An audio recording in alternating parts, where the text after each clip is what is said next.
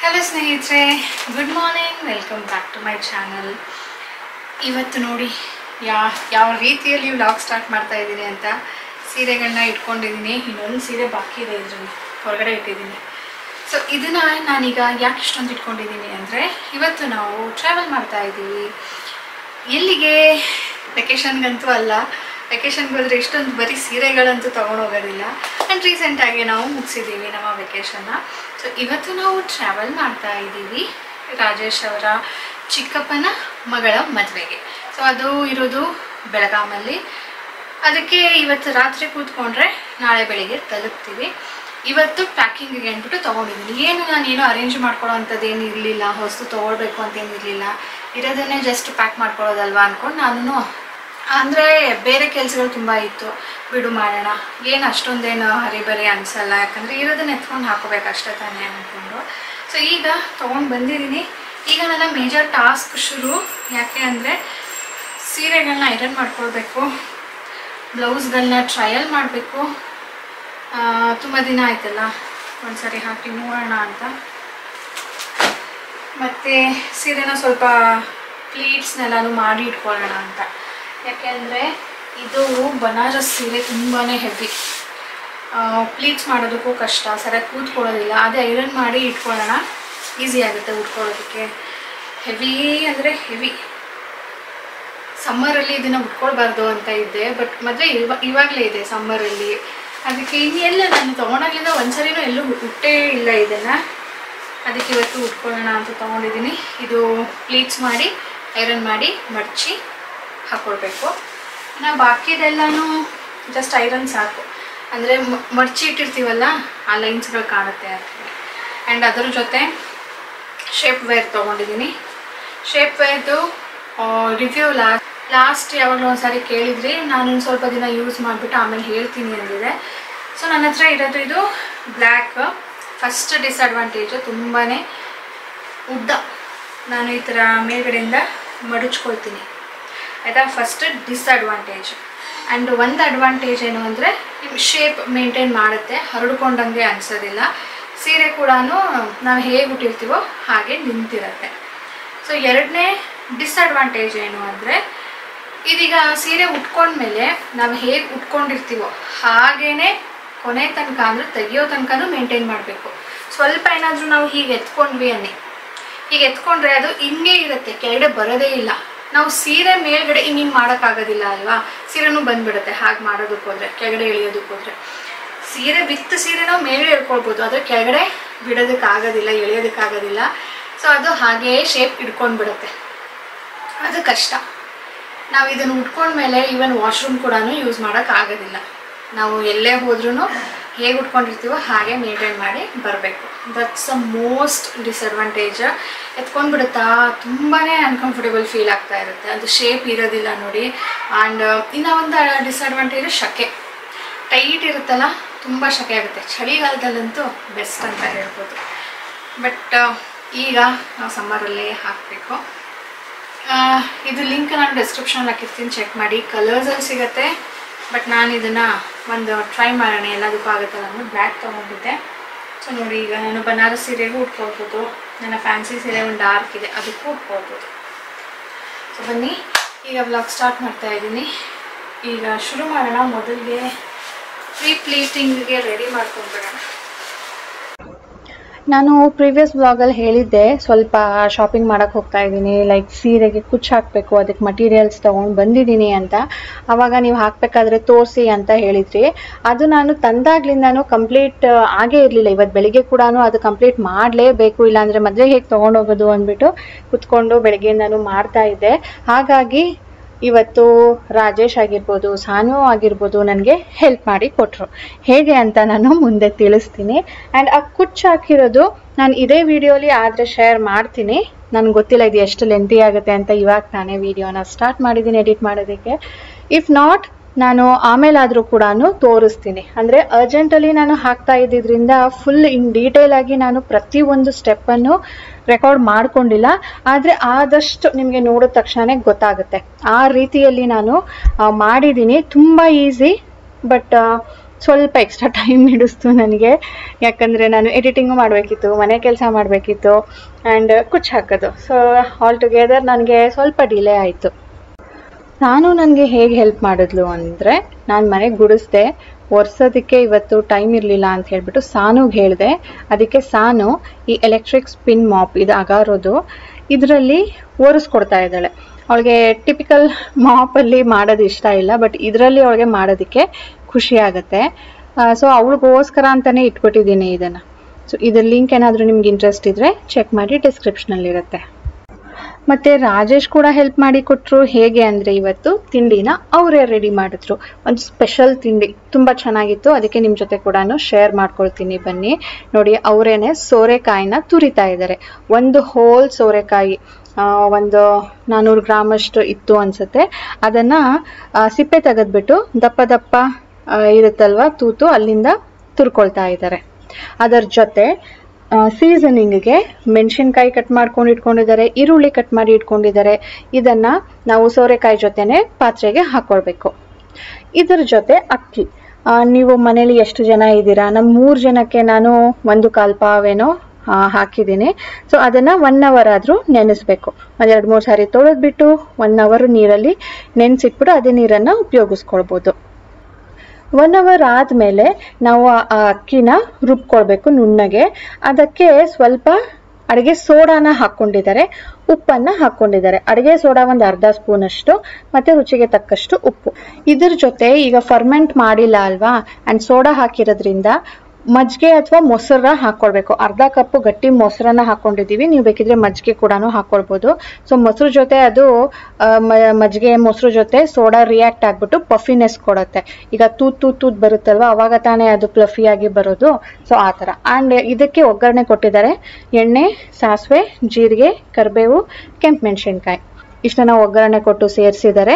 ಇದರ ಜೊತೆ ಕೊತ್ತಂಬರಿ ಇಷ್ಟನ್ನು ಚೆನ್ನಾಗಿ ಮಿಕ್ಸ್ ಮಾಡಿಬಿಟ್ಟು ನಾವು ಮಾಮೂಲಿ ದೋಸೆ ಹೇಗೆ ಮಾಡ್ತೀವೋ ಹಾಗೇ ಮಾಡಬೇಕು. ತುಂಬ ಗಟ್ಟಿನೂ ಇಲ್ಲ, ಯಾಕೆ ಅಂದರೆ ಇದು ನಾವು ಜಾಸ್ತಿ ದೋಸೆ ಹೇಗೆ ಸ್ಪ್ರೆಡ್ ಮಾಡ್ತೀವಲ್ವ ಆ ಥರ ಸ್ಪ್ರೆಡ್ ಮಾಡೋಕ್ಕಾಗಲ್ಲ.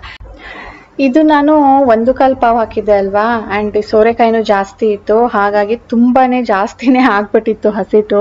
ಇನ್ನು ಒಬ್ಬರೋ ಇಬ್ಬರೋ ಇದ್ದಿದ್ರು ಕೂಡ ಆರಾಮ್ಸೆ ಬಂದ್ಬಿಡ್ತಾ ಇತ್ತು. ಆ್ಯಂಡ್ ಟೇಸ್ಟ್ ಅಂತೂ ತುಂಬಾ ಚೆನ್ನಾಗಿತ್ತು ಸ್ನೇಹಿತರೆ. ಈಗ ನಾರ್ಮಲ್ ದೋಸೆ ತಿಂದಾಗ ಹೇಗಿರುತ್ತಲ್ವಾ, ಇದು ಡಿಫ್ರೆಂಟ್ ಆಗಿತ್ತು. ಸ್ವಲ್ಪ ಫ್ಲೇವರ್ ಕೂಡ ಬರುತ್ತೆ. ಆ್ಯಂಡ್ ಸೋರೆಕಾಯಿ ಹಾಕಿದೆ ಹೇಗಿರುತ್ತೆ, ನಿಮ್ಮ ಸೋರೆಕಾಯಿ ತುಂಬಾ ಒಳ್ಳೆಯದು ಬಾಡಿಗೆ. ಹಾಗಾಗಿ ಇದರ ದೋಸೆ ಮಾಡಿಕೊಂಡು ನೀವು ಟೇಸ್ಟ್ ಮಾಡ್ಬೋದು. ಆ್ಯಂಡ್ ಇದು ಸೆಟ್ ದೋಸೆ ಥರ ಥಿಕ್ ಹಾಕಬೇಕು, ಪೇಪರ್ ದೋಸೆ ಥರ ಹಾಕೋದಕ್ಕಾಗೋದಿಲ್ಲ. ಆವಾಗಲೇ ಆ ಪಫಿನೆಸ್ಸು, ನಾವು ಸೋಡಾ ಹಾಕಿರೋದ್ರಿಂದ ಪಫಿನೆಸ್ ಎಲ್ಲನೂ ತುಂಬ ಚೆನ್ನಾಗಿ ಬರುತ್ತೆ. ಸೊ ಟ್ರೈ ಮಾಡಿ, ಚೆನ್ನಾಗಿರುತ್ತೆ. ಇದು ಮೈಸೂರು ಸಿಲ್ಕ್ ಕ್ರೇಪ್ ಸಾರಿ. ನಾನು ಇದಕ್ಕೇನೆ ಕುಚ್ಚು ಹಾಕೋದಕ್ಕೆ ಅಂದ್ಬಿಟ್ಟು ಮಟೀರಿಯಲ್ ನಾನು ತಂದಿದ್ದು. ನೋಡಿ, ಕುಚ್ಚು ಹಾಕಿದ್ದೀನಿ. ಈಗ ಇದನ್ನು ನಾನು ಪ್ಲೀಟ್ ಏನು ಮಾಡ್ಕೊಳ್ಳೋ ನೆಸಸರಿ ಇಲ್ಲ, ಯಾಕೆಂದರೆ ಇದು ಸಾಫ್ಟ್ ಅಲ್ವಾ, ತುಂಬ ಬೇಗ ಆಗ್ಬಿಡುತ್ತೆ. ಹಾಗಾಗಿ ಜಸ್ಟ್ ಐರನ್ ಮಾಡಿ ಇಟ್ಕೊಳ್ತಾ ಇದ್ದೀನಿ. ಇದು ತುಂಬ ಬೇಗ ಕ್ರೀಸ್ ಕೂಡ ಬಂದ್ಬಿಡುತ್ತೆ. ಈಗ ನಾವು ಪ್ರೀ ಪ್ಲೀಟ್ ಮಾಡಿ ಇಟ್ಟರೆ, ಸೆರಗು ನೆರಿಗೆ ಎಲ್ಲನೂ ಮಾಡಿ ಇಟ್ಟರೆ, ತುಂಬ ನೀಟಾಗಿ ಮಡ್ಚಿಟ್ರು ಅದು ಕ್ರೀಸ್ ಬೀಳುತ್ತೆ. ನಾವು ಸೆರಗತ್ರ ಏನು ಮಾಡಿರ್ತೀವೋ ಅಲ್ಲಿ. ಅದಕ್ಕೆ ಬೇಡ, ಇದೇನು ತುಂಬ ಬೇಗ ಮ್ಯಾನೇಜ್ ಮಾಡ್ಬೋದು ಅಂತ ಹೇಳ್ಬಿಟ್ಟು ಜಸ್ಟ್ ಎಲ್ಲೆಲ್ಲಿ ಕ್ರೀಸ್ ಲೈನ್ ಕಾಣ್ತಿದೆಯೋ ಅದನ್ನು ಮಾತ್ರನೇ ಐರನ್ ಮಾಡ್ತಾ ಇದ್ದೀನಿ. ನಾನು ಹೋದ ವರ್ಷ ಲಕ್ಷ್ಮಿ ಹಬ್ಬಕ್ಕೆ ತೊಗೊಂಡಿದ್ದು. ಲಕ್ಷ್ಮಿಗೆ ಉಟ್ಸಿದ್ದೆ, ಅದಾದಮೇಲೆ ಉಟ್ಕೊಂಡೇ ಇರಲಿಲ್ಲ. ಹಾಗಾಗಿ ಮಡ್ಚಿ ಹೆಂಗೆ ಇಟ್ಟಿದ್ನೋ ಅಲ್ಲೇ ಕ್ರೀಸ್ ಲೈನ್ ಬಿದ್ದಿದೆ. ಅದು ಉಟ್ಕೊಂಡಾಗ ಅಷ್ಟು ಚೆನ್ನಾಗಿ ಕಾಣೋದಿಲ್ಲ, ಅದಕ್ಕೆ ಅದನ್ನು ಐರನ್ ಮಾಡ್ಕೊಳ್ತಾ ಇದ್ದೀನಿ. ಇದಾದಮೇಲೆ ನಾನು ಬನಾರಸ್ ಸೀರೆ ಕೂಡ ಪ್ಲೀಟ್ ಮಾಡಿದ್ದೀನಿ, ಸೆರಗು ನೆರಿಗೆ ಎರಡೂ ಮಾಡಿದ್ದೀನಿ. ಅದನ್ನು ನಾನು ಐರನ್ ಮಾಡ್ಕೊಳ್ಬೇಕು, ಈವನ್ ಪ್ಲೀಟ್ಸ್ ಮತ್ತು ಸೆರಗು ಕೂಡ, ಆ್ಯಂಡ್ ಹೋಲ್ ಬಾಡಿ.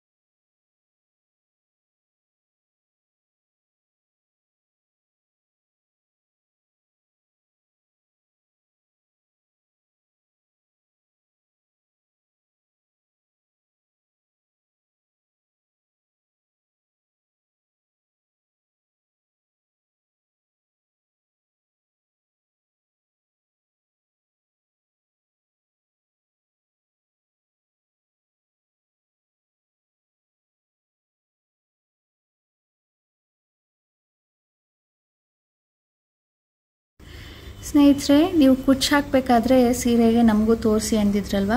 ಸೊ ನಾನು ಹೇಗೆ ಹಾಕಿದ್ದೀನಿ ಅಂತ ತೋರಿಸ್ತೀನಿ. ಈ ಸರಿ ಬರೀ ಕುಚ್ಚಲ್ಲ, ಸ್ವಲ್ಪ ಏನಾದರೂ ಡಿಫ್ರೆಂಟಾಗಿ ಮಾಡೋಣ. ಬರೀ ಕುಚ್ಚಲ್ಲೇ ಏನು, ನನಗೆ ಕ್ರೋಶಾದಲ್ಲಿ ಹಾಕಕ್ಕೆ ಬರಲ್ಲ. ಸೊ ಈ ಥರ ಸಿಂಪಲ್ ಕುಚ್ಚಲ್ಲೇ ಏನಾದರೂ ಡಿಫ್ರೆಂಟಾಗಿ ಮಾಡೋಣ ಅಂತ ಹೇಳಿಬಿಟ್ಟು ಈ ಸರಿ ನೋಡಿ ಸೆರ್ಗಿಗೆ ಈ ಥರ ಒಂದು ಪಿಕಾಕ್ ಡಿಸೈನ್ ಮಾಡಿ ಈ ರೀತಿಯಲ್ಲಿ ಮಾಡಿದ್ದೀನಿ. ಸೊ ಬನ್ನಿ ಇದನ್ನು ಹೇಗೆ ಮಾಡಿದ್ದೀನಿ ಅಂತ ತೋರಿಸ್ತೀನಿ. ಇದನ್ನು ಕ್ಯಾನ್ವಾಸ್ ಅಂತ ಹೇಳ್ತಾರೆ. ಈ ಕಾಲರ್ ಮಾಡಬೇಕಾದ್ರೆ ಆ್ಯಂಡ್ ನೆಕ್ ಏನಾದರೂ ಡಿಸೈನ್ ಮಾಡಬೇಕಾದ್ರೆ ಅದಕ್ಕೆ ಇದನ್ನು ಸಪೋರ್ಟ್ಗೆ ತಗೊಳ್ತಾರೆ. ಇದರ ಮೇಲೆ ನಾನೀಗ ಒಂದು ಬ್ಲೂ ಕಲರ್ ಕ್ಲೋತ್ನ ಐರನ್ ಮಾಡ್ತೀನಿ. ಸೊ ಇದು ಅಂಟ್ಕೊಂಡು ಬಿಡುತ್ತೆ ಇದಕ್ಕೆ. ನೆಕ್ಸ್ಟ್ ಸ್ಟೆಪ್ಪು, ನಾವು ಇದನ್ನು ಹೀಗೆ ಕಟ್ ಮಾಡ್ಕೊಳ್ಬೇಕು ಶೇಪ್ಗೆ. ಪೀಕಾಕ್ ಡಿಸೈನ್ ನಿಮಗೆ ಎಷ್ಟು ದೊಡ್ಡದು ಬೇಕು ಚಿಕ್ಕದು ಬೇಕು ಆ ರೀತಿಯಲ್ಲಿ ಕಟ್ ಮಾಡ್ಕೊಳ್ಬೇಕು. 2 ಪೀಕಾಕ್ ಥರ ರೆಡಿ ಮಾಡ್ಕೊಂಡಿದ್ದೀನಿ. ಇದೇ ಕ್ಯಾನ್ವಸ್ ಶೀಟಲ್ಲಿ ನಾನೀಗ ಸ್ವಲ್ಪ ಎಂಬ್ರಾಯ್ಡ್ರಿ ವರ್ಕ್ ಮಾಡ್ಕೊಳ್ತೀನಿ. ಅದಕ್ಕೆ ಈ ಥರ ಕಲರ್ ಕುಂದನ್ ತೊಗೊಂಡಿದ್ದೀನಿ 2 ಕಲರಲ್ಲಿ, ಒಂದು ಗ್ರೀನು ಒಂದು ಬ್ಲೂ. ಸದ್ಯಕ್ಕೀಗ ಗ್ರೀನ್ ಮಾಡ್ಕೊಳ್ತೀನಿ. ಸೊ ಅದ್ರ ಜೊತೆ ನಾನು ಇಲ್ಲಿ ಫ್ಯಾಬ್ರಿಕ್ ಗ್ಲೂನ ತೊಗೊಂಡಿದ್ದೀನಿ. ಸೊ ಇದನ್ನು ಇದಕ್ಕೆ ಅಂಟಿಸ್ಕೊಳ್ತೀನಿ. ಇದರ ಸುತ್ತ ಗಮ್ ಹಾಕ್ಕೊಂಡು ಒಂದು ಬಾಲ್ ಚೈನ್ ಅಂಟಿಸ್ಬೇಕು. 1 round ball chain, 1 round stone ಚೈನ್ನ ಅಂಟಿಸ್ಕೊಳ್ಬೇಕು.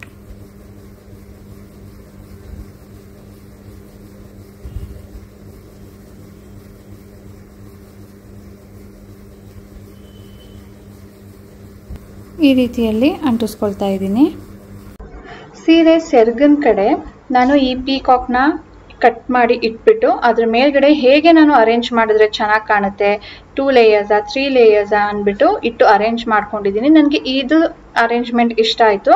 ಅದಕ್ಕೆ ನಾನೀಗ ಮತ್ತೆ ಫ್ಯಾಬ್ರಿಕ್ ಗ್ಲೂನ ಯೂಸ್ ಮಾಡ್ಕೊಂಡು ಇದನ್ನು ಅಂಟಿಸ್ಕೊಳ್ತೀನಿ. ನೆಕ್ಸ್ಟ್ ಈ ಸಕ್ಕರೆ ಮಣಿಯಿಂದ ಇದಕ್ಕೆ ಔಟ್ಲೈನ್ ಕೊಡ್ತೀನಿ. ಇದರಲ್ಲಿ ಈ ಪಿಕಾಕ್ ಆದಮೇಲೆ ಈಗ ಇಲ್ಲಿ ಡಿಸೈನ್ ಮಾಡ್ತಾ ಇದ್ದೀನಿ. ಡಿಸೈನ್ ಮಾಡೋದಕ್ಕೆ ನಾನು ಒಂದು ಪೇಪರಲ್ಲಿ ಕಟ್ ಮಾಡ್ಕೊಂಡಿದ್ದೀನಿ ಶೇಪ್, ಯಾಕಂದರೆ ಎಲ್ಲ ಕಡೆನೂ ಸೇಮ್ ಬರಬೇಕಂತ ಅಲ್ವಾ. ಅದಕ್ಕೆ ಇಲ್ಲಿ ಮಾರ್ಕ್ ಮಾಡಿಕೊಂಡು ಅದ್ರ ಮೇಲೆ ಈಗ ಫ್ಯಾಬ್ರಿಕ್ ಗ್ಲೂ ಹಾಕಿದ್ದೀನಿ. ಇದ್ರ ಮೇಲ್ಗಡೆ ಬಾಲ್ ಚೈನನ್ನು ಸ್ಟಿಕ್ ಮಾಡ್ತೀನಿ. ಸೊ ಇಲ್ಲಿ ಶೇಪ್ ನೀಟಾಗಿ ಬರಬೇಕು ಅಂಥೇಳಿ ಕಟ್ ಮಾಡಿಕೊಂಡು ಮತ್ತೆ ಕಂಟಿನ್ಯೂ ಮಾಡಿದ್ದೀನಿ. ಇದು ಸ್ವಲ್ಪ ಒಣಗಲಿ, ಆಮೇಲೆ ಈ ಕಡೆ ಕೂಡ ಹೀಗೆ ಕಂಟಿನ್ಯೂ ಮಾಡ್ತೀನಿ. ಈಗ ನಾನು ಸೀರೆಗೆ ಕುಚ್ಚು ಕಟ್ಟೋದಕ್ಕೆ ಅಂದ್ಬಿಟ್ಟು ಸಿಲ್ಕ್ ಥ್ರೆಡ್, ನಾನು ಅವತ್ತೇನು ತೋರಿಸಿದ್ದೆ ಅಲ್ವಾ, ಸಿಲ್ಕ್ ಥ್ರೆಡ್ ಅಂತಾನೆ ಸಿಗುತ್ತೆ ಕುಚ್ಚು ಕಟ್ಟೋದಕ್ಕೆ ಅಂತ. ಅದರಲ್ಲಿ ನಾನು 50 ಸ್ಟ್ರ್ಯಾಂಡ್ಸನ್ನು ರೆಡಿ ಮಾಡ್ಕೊಳ್ತಾ ಇದ್ದೀನಿ. ಅಂದರೆ ನೀವು ಬುಕ್ಗೂ ಮಾಡ್ಕೊಳ್ಬೋದು, ನಾನು ಸ್ವಲ್ಪ ದೊಡ್ಡದಾಗಿರಲಿ ಅಂದ್ಬಿಟ್ಟು ನನ್ನ ಡೆಸ್ಕ್ಗೆ ಮಾಡ್ಕೊಳ್ತಾ ಇದ್ದೀನಿ. 1 ರೌಂಡ್ ಆದಾಗ 1 ಅಂತ ಕೌಂಟು, ಫುಲ್ 1 ರೌಂಡ್ ಆದಮೇಲೆ ನೆಕ್ಸ್ಟ್ ಕೌಂಟು. ಸೊ ಈ ಥರ ನಾನು 50 ಸ್ಟ್ರ್ಯಾಂಡ್ಸ್ ಮಾಡ್ಕೊಳ್ತೀನಿ.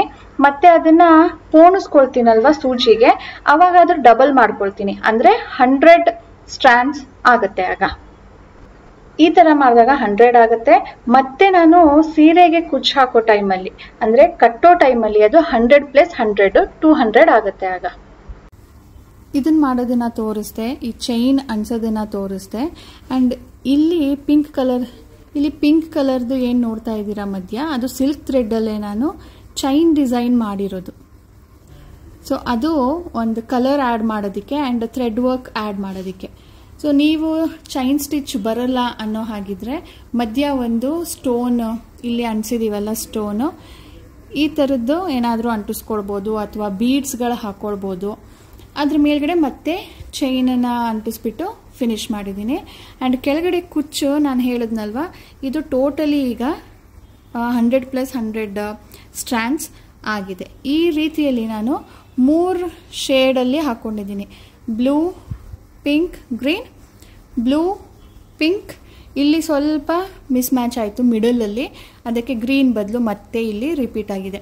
ಅಂದರೆ ನಾನು ಈ ಕಡೆಯಿಂದ ಶುರು ಮಾಡಿದೆ, ಮಧ್ಯಕ್ಕೆ ಬಂದಾಗ ನಿಲ್ಲಿಸ್ಬಿಟ್ಟೆ, ಮತ್ತೆ ಈ ಸೈಡಿಂದ ಮತ್ತೆ ನಾನು ಈ ಸೈಡಿಂದ ಶುರು ಮಾಡಿ ಮಧ್ಯಕ್ಕೆ ಬಂದಾಗ ನಿಲ್ಲಿಸಿದೆ. ಯಾಕಂದರೆ ಇದು ಇಂಪಾರ್ಟೆಂಟ್ ಆಗುತ್ತಲ್ವಾ, ಮಧ್ಯ ಮಿಸ್ ಮ್ಯಾಚ್ ಆದರೂ ನಡೆಯುತ್ತೆ ಅಂತ ಹೇಳಿಬಿಟ್ಟು.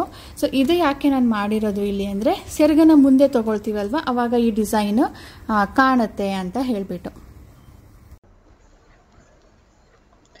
ಈಗ ನಾವು ರೀಚ್ ಆಗಿದ್ದೀವಿ ಯಶವಂತಪುರ ರೈಲ್ವೆ ಸ್ಟೇಷನ್. ನಾವು ಬುಕ್ ಮಾಡಿರೋ ಟ್ರೈನು ಬಂದು ಮೆಜೆಸ್ಟಿಕ್ಕಿಂದ ಶುರು ಆಗುತ್ತೆ. ಇದ್ರ ಹೆಸರು ನನಗೆ ಟ್ರೈನ್ ಹೆಸರು ಗೊತ್ತಿಲ್ಲ, ಬಟ್ ಮೆಜೆಸ್ಟಿಕ್ಕಿಂದ 9 o'clock ಹೊರಟು ಬೆಳಗಾಂಗೆ 6:50 or 7 ಅರೌಂಡ್ ರೀಚ್ ಆಗುತ್ತಂತೆ. ನಮಗೆ ಯಶವಂತಪುರ ಹತ್ತಿರ ಇರೋದ್ರಿಂದ ಮೆಜೆಸ್ಟಿಕ್ ಬಿಟ್ಟು ಯಶವಂತಪುರಕ್ಕೆ ಬರುತ್ತೆ, ಆವಾಗ ನಾವು ಇಲ್ಲಿ ಹತ್ಕೊಳ್ತೀವಿ.